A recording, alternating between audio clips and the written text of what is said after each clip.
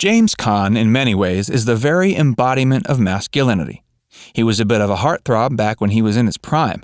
Even so, he's a highly perplexing individual whose career as an actor has had more ups and downs than most roller coasters.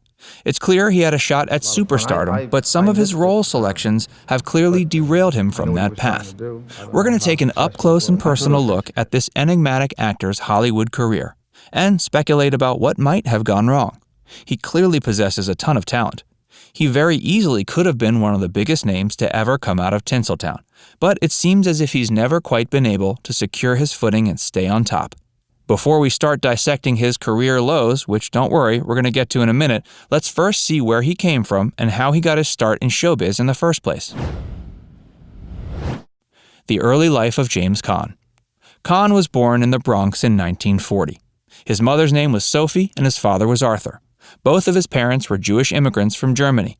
His dad was a butcher and his mother was a homemaker. He grew up in Queens with his two siblings. After graduating from high school, he moved away to New York to go to college. He was a talented athlete. He played for the Michigan State University football team while he was studying economics. He also took up an interest in martial arts around this time and would even earn his black belt in karate. For a couple of years, Caan became fascinated with rodeo and became a regular in the local circuit. He earned himself the nickname the Jewish Cowboy.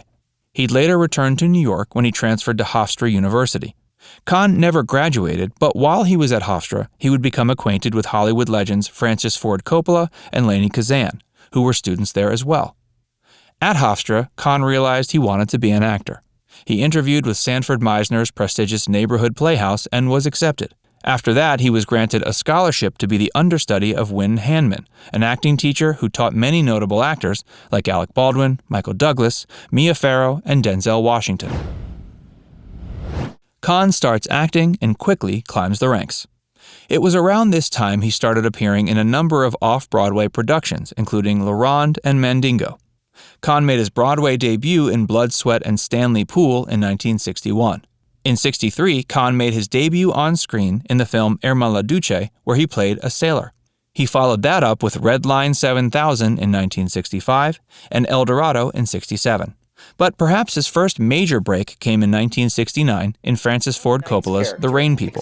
One of his most beloved early roles was in '71 when he played Brian Piccolo in the heartbreaking TV film Brian's Song. In less than a decade, Caan had proven himself as an actor. The stars were beginning to align for him, and it looked as if he had a robust and promising career ahead of him. In many ways he did, and the friendships he had forged along the way would prove to be one of his biggest assets. The Godfather and onward. Francis Ford Coppola was impressed by Caan when the two worked together on The Rain People. So when he was casting his 1972 masterpiece, The Godfather, he knew Caan would mesh with the rest of the cast quite nicely. He gave him the part of Santino Sonny Corleone, a hot-headed gangster who was the son of Mafia Don Vito Corleone. To date, this is probably Caan's most recognizable role. We probably don't have to tell you The Godfather was a success. The film ranks on many critics' top 100 lists and was a massive financial success at the box office, too. Caan earned a Best Supporting Actor nod for his performance and would reprise the role for the flashback scenes in The Godfather Part 2, which was released in 1974. The mid-70s were good to Caan. In 1974, he starred in the cop drama Freebie and the Bean alongside Alan Arkin. And that same year, he'd give another outstanding performance in The Gambler. In 1975, he'd find himself in 3 successful films. He'd team up with Barbra Streisand in Funny Lady and would play Jonathan E. in the sci-fi futuristic sports flick Rollerball. Finally, he'd star in the action spy thriller The Killer Elite alongside Robert Duvall. After working together, Caan and Duvall would become very close friends.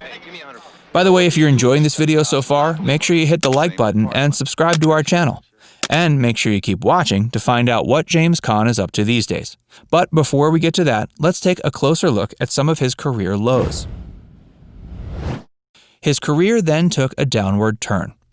While Caan's acting career had previously been consistently successful, the rest of the 70s and into the early 80s proved to be less profitable for him.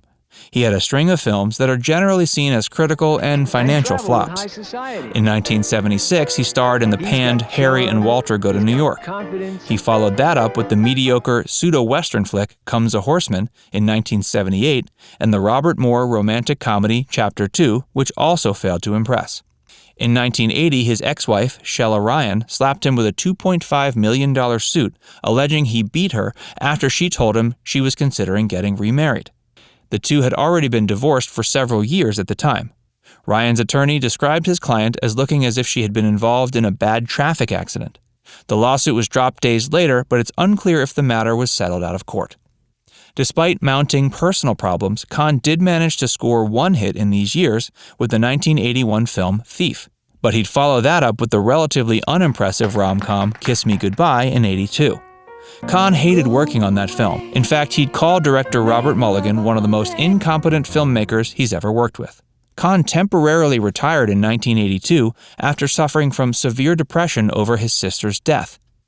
He increasingly became reliant on drugs and alcohol to ease his internal pain. Cocaine became his drug of choice. He refers to himself during this era as a Hollywood burnout.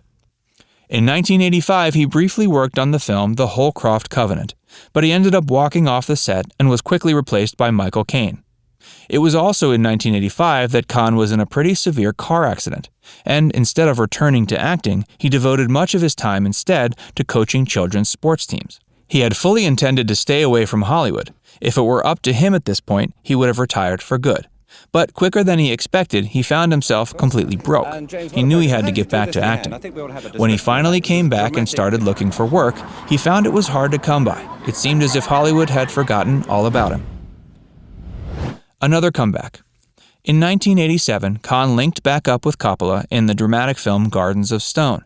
Things were looking up for Caan once more. In 1988, he starred in the sci-fi hit Alien Nation, and in 1990, he co-starred in the Warren Beatty-directed comic strip-inspired Dick Tracy film. But perhaps one of his most surprising films of this era was starring as the male lead in the Stephen King adaptation of Misery. Caan played a famous author who was held against his will and tortured by a deranged fan, played by Kathy Bates, after she, quote, rescued him from a car accident. His next big hit was Honeymoon in Vegas in 1992, where he once again played a gangster. The film, which featured the all-star cast of Nicolas Cage and Sarah Jessica Parker, was a hit and proved to be just the boost his career needed. Caan followed that film up with The Program and Flesh and Bone, and with Wes Anderson's sleeper hit Bottle Rocket and 1996's Schwarzenegger action flick Eraser. For the next several years, Caan had consistent work. Highlights include Mickey Blue Eyes in '99, Lucky Town and The Way of the Gun in 2000, and Dogville in 2003. Kids might also remember him as Walter in Elf, which also hit theaters in 2003. From 2003 to 2007, he played Ed DeLine in the NBC dramedy series Las Vegas. But after he quit that show after the 4th season, he announced he would be returning to film.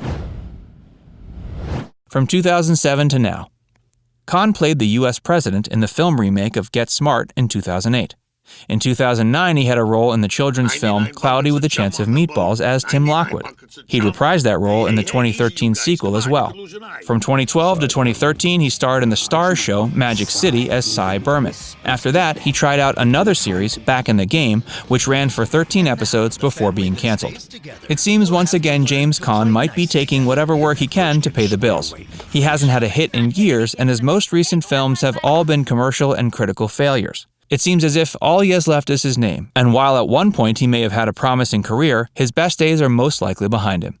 But you've got to give it to him. At 80, he's still hard at work. To be fair, there isn't much work for an aging actor in Hollywood, but to take whatever comes their way. It's amazing how many times this guy has faded into obscurity, only to make a successful rebound. He's tenacious, to say the least. But to most people, he'll be remembered best for his role in The Godfather, which to date is his highest-grossing and best-reviewed film. Are you a fan of James Caan, or do you rank him pretty low on your list of favorite celebs? Let us know what you think in the comments section. And before you go, make sure you give this video a like and subscribe to our channel. Tap the bell icon to turn on notifications so you can keep up with all of our latest videos.